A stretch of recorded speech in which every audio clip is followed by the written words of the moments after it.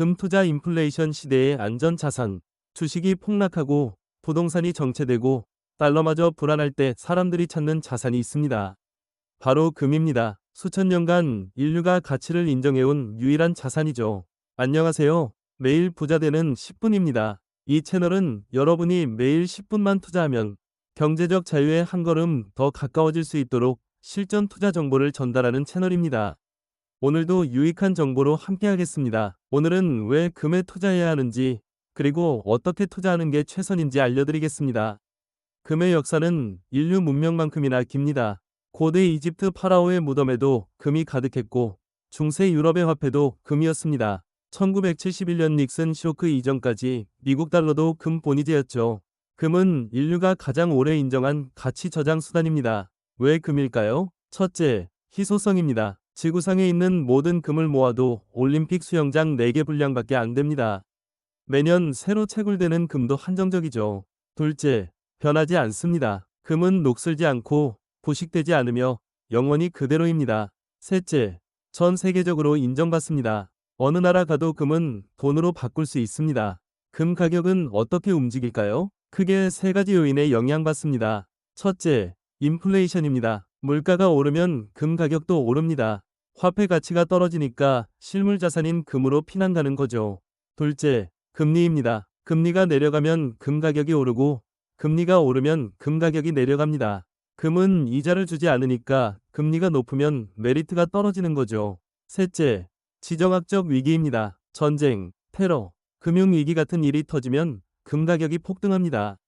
2008년 금융위기 때, 2020년 코로나 때, 2022년 러시아와 우크라이나 전쟁 때 모두 금 가격이 급등했습니다. 금은 위기의 자산이라는 별명이 있습니다. 지난 20년간 금 가격 추이를 보면 놀랍습니다. 2000년에 온스당 300달러였던 금이 2025년 현재 2000달러가 넘습니다.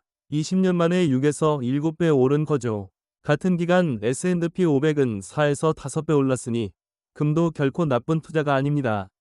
그럼 금에 어떻게 투자할까요? 크게 5가지 방법이 있습니다. 첫째, 실물금입니다. 금은행이나 한국조폐공사에서 금괴나 골드바를 살 수 있습니다. 한돈, 열돈, 백돈 등 다양한 단위가 있죠. 장점은 내가 직접 보유한다는 안심감입니다. 단점은 보관이 불편하고 사고 팔 때 수수료가 비싸다는 겁니다. 둘째, 금 통장입니다. 은행에서 금 통장을 만들면 실물 금을 사지 않고도 금 가격에 투자할 수 있습니다. 1g부터 살 수 있어서 소액 투자가 가능하죠. 수수료도 실물보다 저렴합니다. 단점은 은행이 망하면 위험할 수 있다는 겁니다. 셋째, 금 ETF입니다. 가장 추천하는 방법입니다. 미국에는 GLD, IAU, SJOL 같은 금 ETF가 있고 한국에도 KODX 골드 선물, TIGR 골드 선물 같은 ETF가 있습니다.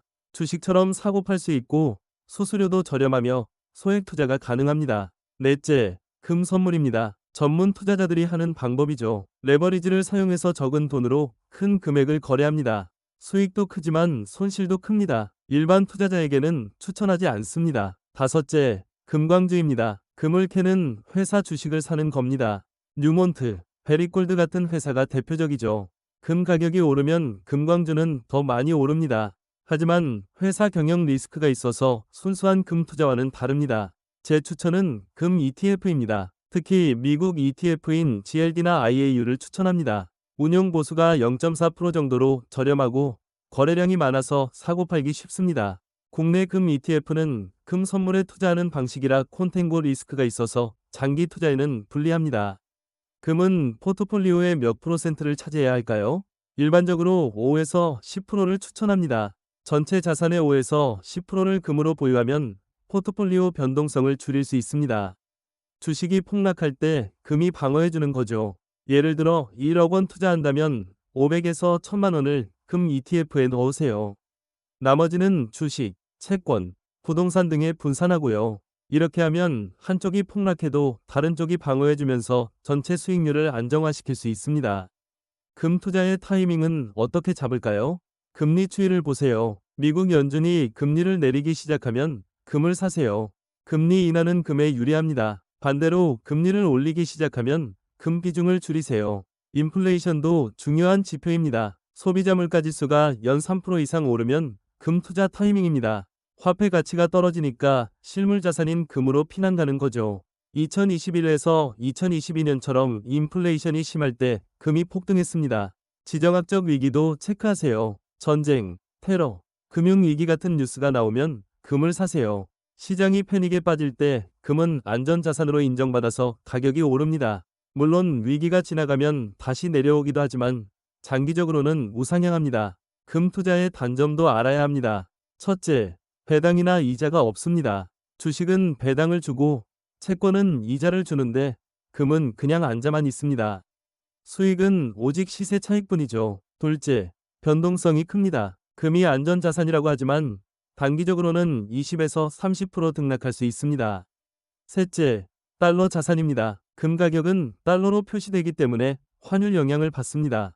금 가격이 오르더라도 원화 강세면 원화 기준으로는 손해일 수 있죠. 반대로 원화 약세면 더 큰 수익을 볼 수 있습니다. 그럼에도 금을 왜 보유해야 할까요? 보험이기 때문입니다. 금은 수익률을 극대화하는 자산이 아니라 위기 때 자산을 보호하는 수단입니다. 주식이 50% 폭락할 때 금이 20% 오르면 전체 포트폴리오 손실이 줄어드는 거죠. 역사를 보면 금의 가치는 명확합니다. 1971년 온스당 35달러였던 금이 지금은 2000달러가 넘습니다. 50년 만에 60배 가까이 오른 거죠. 같은 기간 달러 가치는 인플레이션으로 5분의 1로 줄었습니다. 금은 화폐 가치 하락을 방어해주는 최고의 수단입니다. 실전 전략을 정리하겠습니다. 첫째, 포트폴리오의 5에서 10%를 금 ETF로 보유하세요. 둘째, 금리 인하, 인플레이션, 위기 때 금 비중을 늘리세요. 셋째, 장기 보유하세요. 금은 단기 투기가 아니라 장기 보험입니다. 넷째, 실물 금보다는 ETF를 추천합니다. 보관이 편하고 수수료가 저렴하며 사고 팔기 쉽습니다. 다섯째, 금만 사지 마세요. 주식, 채권, 부동산과 함께 분산 투자하세요. 금은 화려한 수익을 주는 자산은 아닙니다. 하지만 위기 때 여러분의 자산을 지켜주는 든든한 방패입니다. 2008년 금융위기, 2020년 코로나 폭락 때 금을 보유한 사람들은 큰 손실을 피했습니다. 다음 위기가 언제 올지 모르니 지금부터 금을 조금씩 모으세요. 오늘 영상이 도움이 되셨다면 좋아요와 구독 부탁드립니다. 다음에는 더 유익한 투자 정보로 찾아뵙겠습니다. 감사합니다.